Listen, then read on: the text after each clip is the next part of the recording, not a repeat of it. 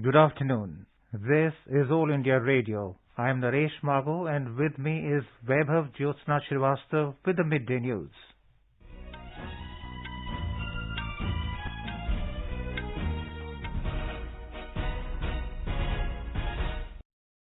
The headlines. Peaceful polling underway for assembly elections in Punjab and Uttar Pradesh. Voter turnout till 1 p.m. in UP 35.88% and 34.1% in Punjab. External Affairs Minister Dr. S. Jaishankar says India's relation with China is going through a very difficult phase after Beijing violated border agreements. Air India announces 3 flights between India and Ukraine to evacuate people amid tension between Ukraine and Russia. Nationwide COVID vaccination drive crosses the 175 crore 37 lakh dose mark. Recovery rate improves to 98.28%. President Ramnath Kovind to review Indian Navy's fleet at a ceremonial event in Visakhapatnam tomorrow. President, Vice President and Prime Minister greet people of Arunachal Pradesh and Mizoram on their statehood day. 48th Khajuraho Dance Festival begins this evening. And in cricket, final T20 International between India and the West Indies to be played at Eton Gardens in Kolkata this evening.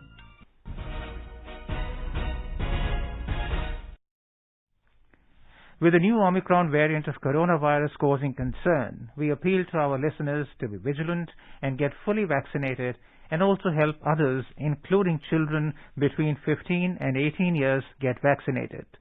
Please continue to follow these 3 simple steps to stay safe. Wear a face mask, maintain 2 gaz ki duri for social distancing, and focus on hand and face hygiene. For any COVID-related information and guidance, contact national helpline numbers 011 2397 8046 and 1075. And now the news in detail.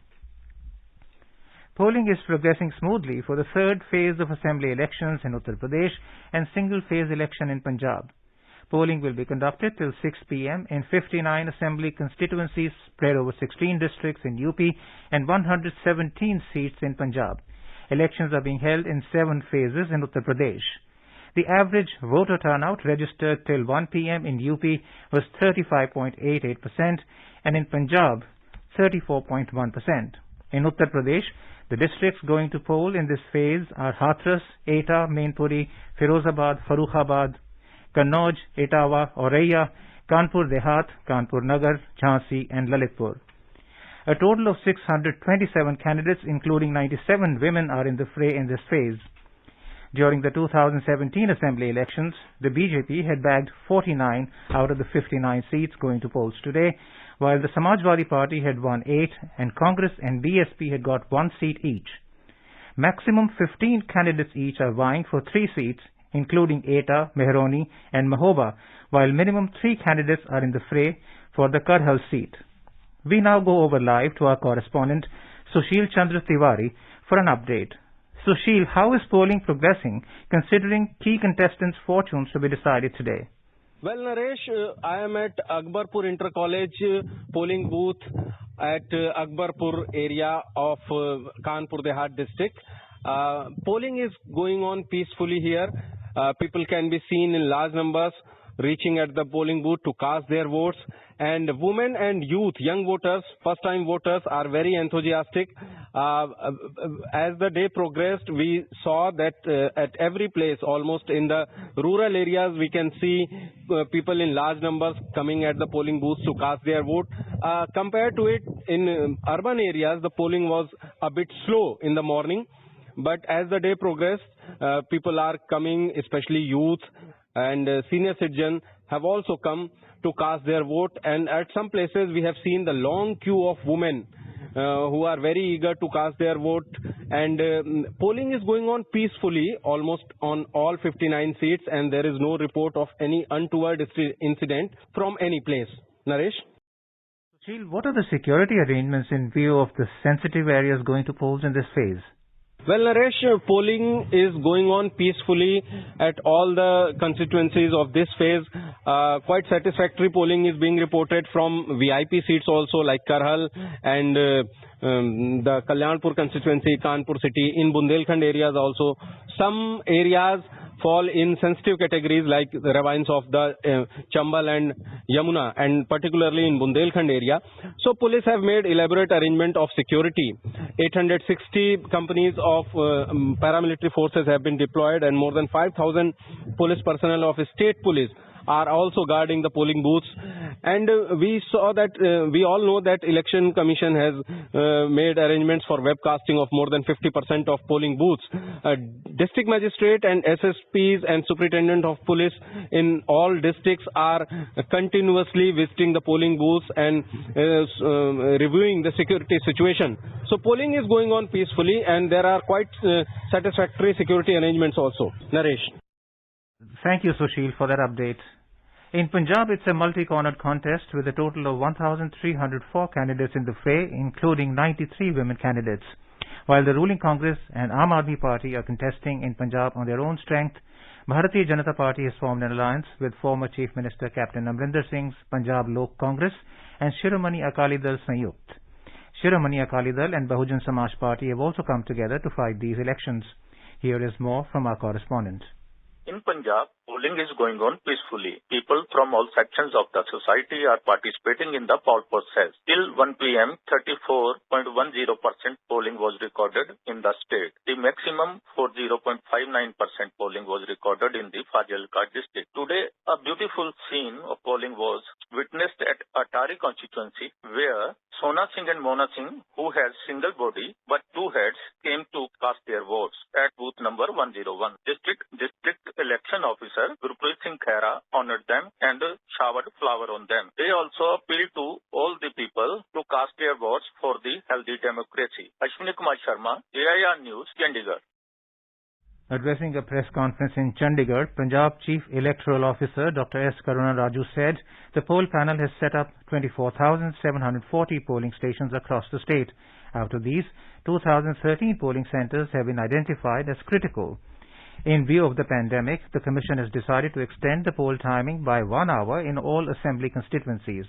The COVID-19 patients who are quarantined will be allowed to cast their vote at the last hour of the poll day at their respective polling stations under the supervision of health authorities, strictly following COVID-19 related preventive measures. Proper mechanism of collection and disposal of waste or used gloves will be put in place at each polling station.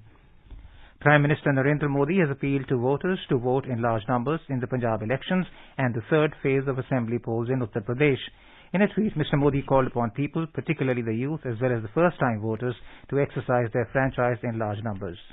The national political parties have now intensified the election campaign in Manipur. Star campaigners of both the BJP and Congress parties are busy campaigning in poll-bound state of Manipur. Assembly elections in the state will be in two phases on the 28th of February and the 5th of March. We have a report. The election in Manipur will be held in two phases, and voting for the first phase will be held on February 28. The election campaign in Manipur have reached its peak with many central leaders rushing to the state for election campaign. Union Minister and BJP leader Sarbanand Sonowal arrived in Imphal today, and he is attending election rallies held at different places. Prime Minister and BJP leader Narendra Modi is arriving in Imphal on day after tomorrow, and he will address an election rally in Haingang Assembly constituency. On the other hand, Congress leader and MP Rahul Gandhi is arriving tomorrow in Imphal on one-day visit to the state for election campaign. Sri Gandhi will address a public gathering to be held at Hapta Kangjebung of Imphal. JJ Thoksom, AIR News, Imphal. Meanwhile, Union Minister and BJP leader Nitin Gadkari is arriving in Manipur. He will address two election-related public meetings in two different hill districts. A total of 265 candidates are in the fray for 60-seat assembly poll. 20,48,169 voters will decide the fate of these candidates. In the second phase, polling will be held in 22 assembly constituencies in 6 districts.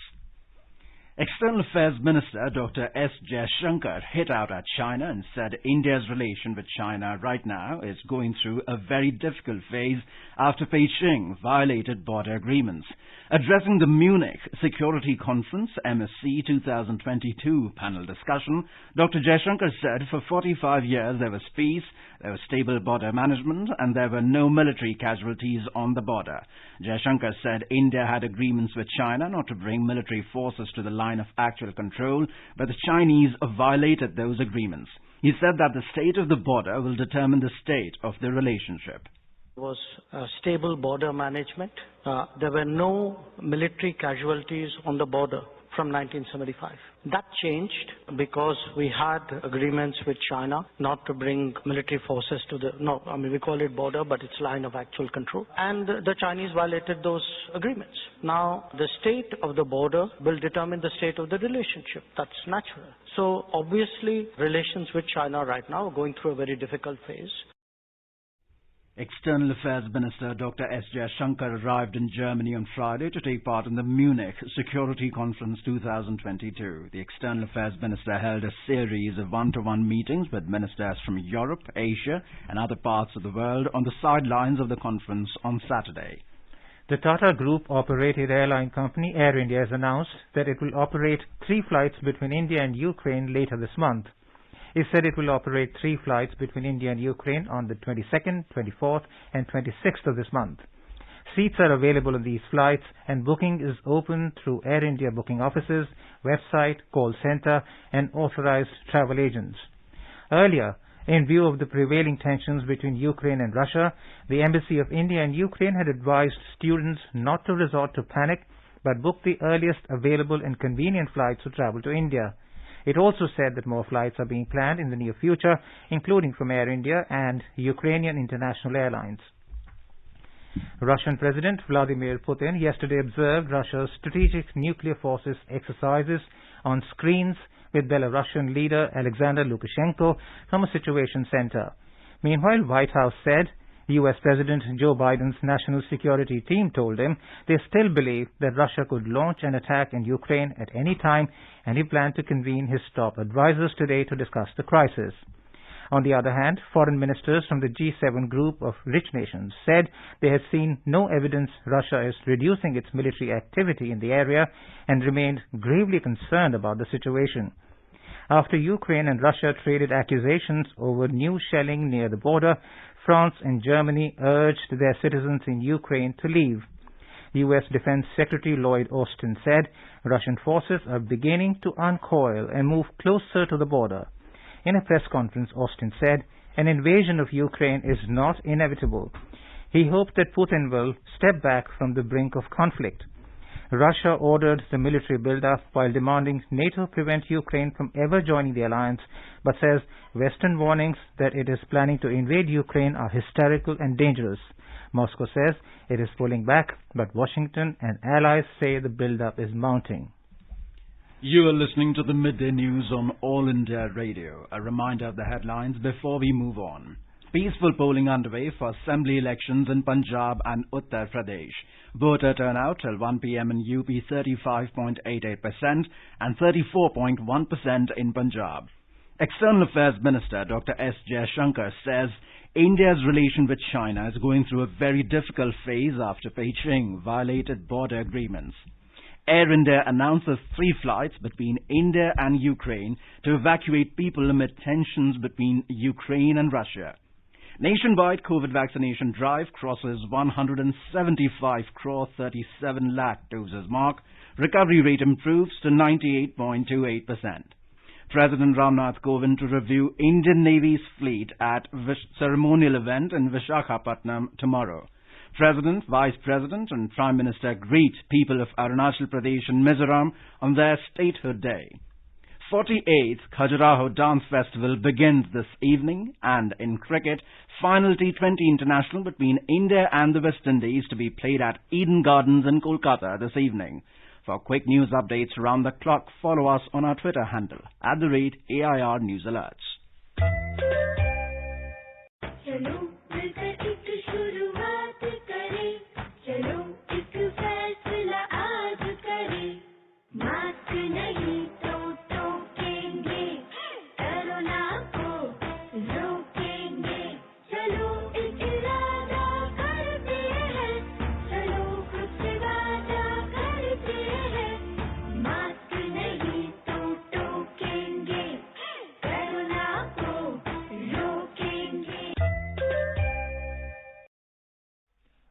Over 175 crore 37 lakh vaccine doses have been administered under the nationwide vaccination drive so far. The Health Ministry said over 30 lakh 81,000 doses were administered yesterday. The recovery rate is currently at 98.28%.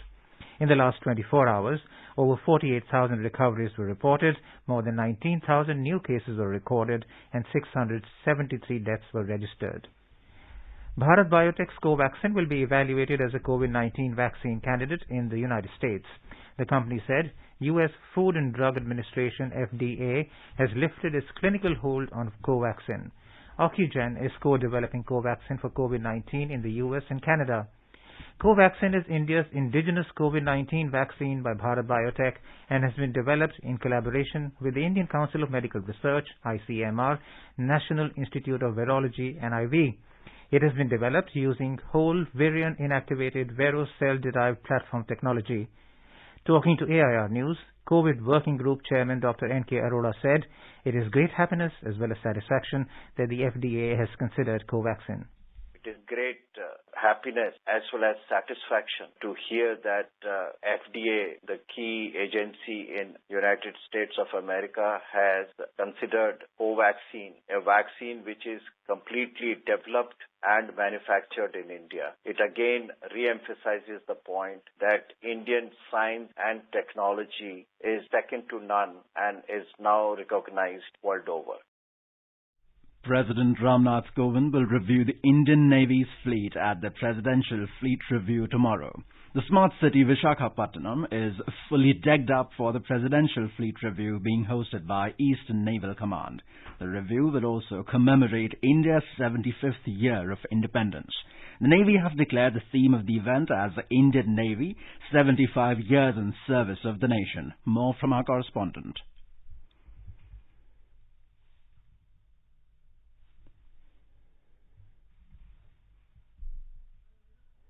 आपने हम पर भरोसा जताया था, उस पर सरकार द्वारा खरी उतर रही है।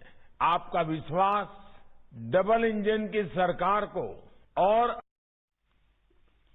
Information and Broadcasting Ministry has said that Doordarshan and All India Radio have been preparing for this mega coverage since October last year. Teams have done extensive site surveys, carried out extensive recce around the venue prior to final deployment on land and sea.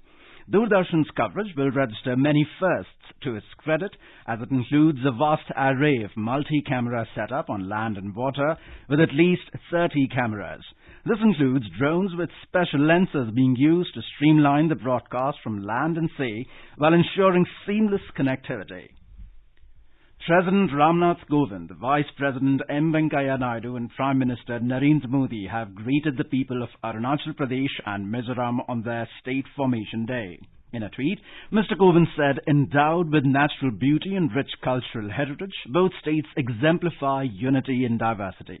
He wished both the states to make rapid strides in development while living in harmony with the nature. Mr. Naidu said in a tweet, Arunachal Pradesh is known for its pristine natural beauty, diverse flora and fauna, rich cultural heritage and hospitable people. He conveyed best wishes for the all-round growth and prosperity of Arunachal Pradesh. The Vice President has also greeted the people of Mizoram on their State Formation Day. The Vice President hoped that the state and its people will scale newer heights of progress in the times to come. Prime Minister Narendra Modi has shared a video message on the Statehood Day of Arunachal Pradesh. He expressed confidence that the Eastern India and especially Northeast India will be the engine of the country's growth in the 21st century. आपने हम पर भरोसा जताया था, उस पर सरकार द्वारा खरी उतर रही है। आपका विश्वास डबल इंजन की सरकार को और अधिक काम करने के लिए प्रोत्साहित करता है और अधिक प्रयास करने की शक्ति देता है। सबका साथ, सबका विकास, सबका विश्वास और सबका प्रयास का ये मार्ग अरुणाचल प्रदेश के बेहतर भविष्य को सुनिश्चित करने वाला है। साथियों, मेरा ये पक्का विश्वास रहा है कि पूर्वी भारत और खासकर पूर्वोत्तर भारत 21वीं सदी में देश के विकास का इंजन बनेगा। The Prime Minister said modern infrastructure is being built in the state, keeping in view the security reasons. हम अरुणाचल को पूर्वी एशिया का एक प्रमुख गेटवे बनाने में पूरी ताकत से जुटे हैं।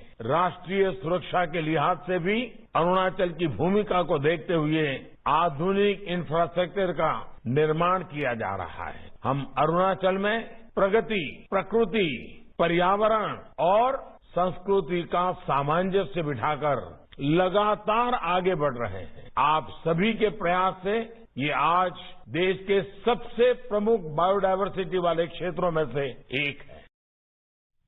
Greeting the people of Mizoram on their statehood day, Mr. Modi said, India takes great pride in the vibrant Mizo culture and the contributions of Mizoram to national progress. The Prime Minister prayed for the good health and well-being of the people of Mizoram. In Madhya Pradesh, the 48th Khajuraho Dance Festival will begin today. The week-long festival will conclude on the 26th of this month. More from our correspondent.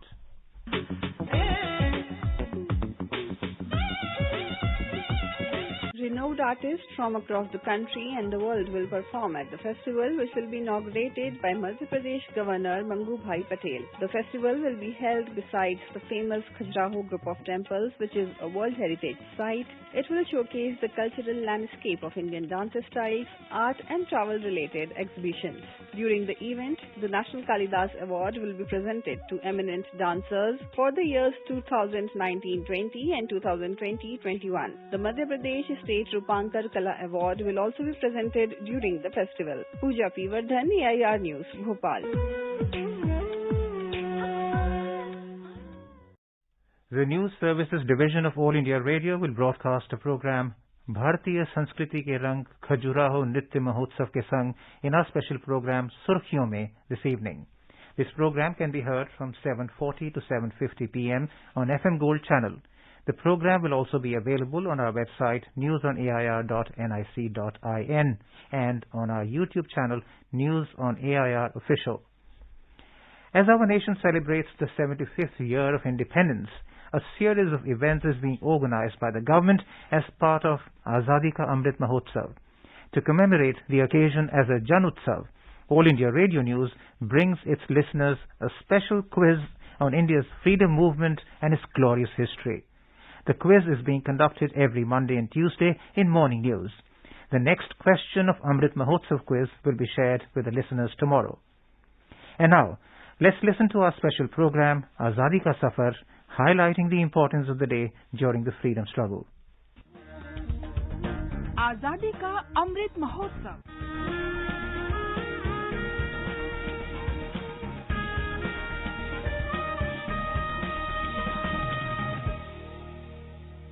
Azadi Ka Safar with AIR News. Birth of a nation. India's glorious freedom struggle is one of the greatest struggles the modern world has ever witnessed. AIR News brings you a glimpse of this struggle every day.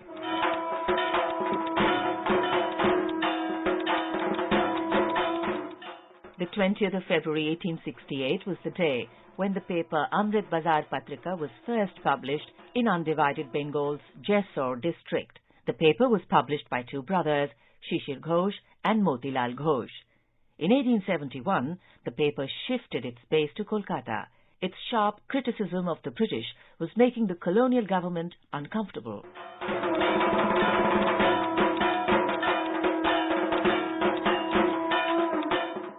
In 1878, the British enacted a draconian law called the Vernacular Press Act to curtail criticism of the government in the local language press.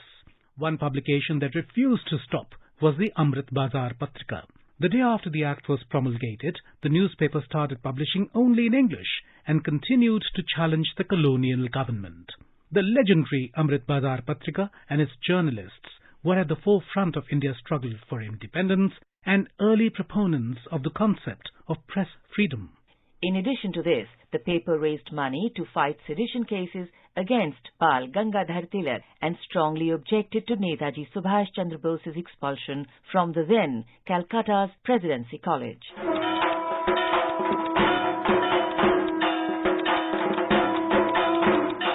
After the retirement of Shishir Ghosh, his son Tushar Kanti Ghosh took over in 1931. He was arrested for criticizing the biased judicial system of the British. In 1946, the newspaper left its front page blank for 3 days to oppose the horrific communal violence that had engulfed Kolkata ahead of the partition of India. The paper finally shut its press in 1991 after a run of 123 years.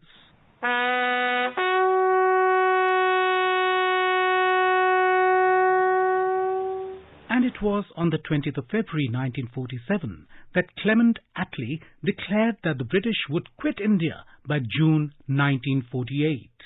On February 20th, 1947, British Prime Minister Clement Attlee announced in the House of Commons the decision of the British government to transfer power to responsible Indian hands by a date not later than June 30th, 1948. The Prime Minister and the Secretary of State, who made an identical statement in the House of Lords, expressed the government's regret that continuing differences among the Indian parties prevented the transfer of power. His Majesty's government will have to consider to whom the powers of the central government in British India should be handed over on due date, whether as a whole to some form of central government for British India or in some areas to the existing provincial governments or in such other ways as may seem most reasonable and in the best interests of the Indian people.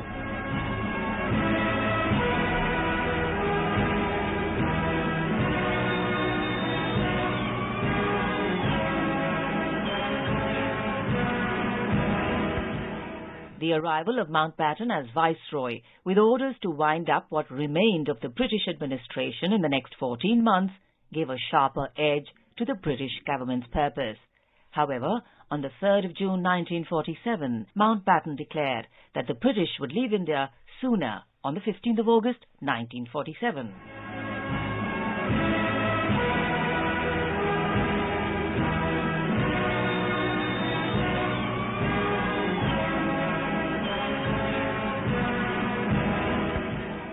That brings us to the end of this episode of Azadi Ka Safar with AIR News.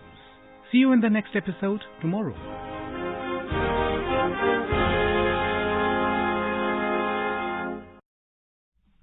Welcome back. You are listening to the Midday News on All India Radio.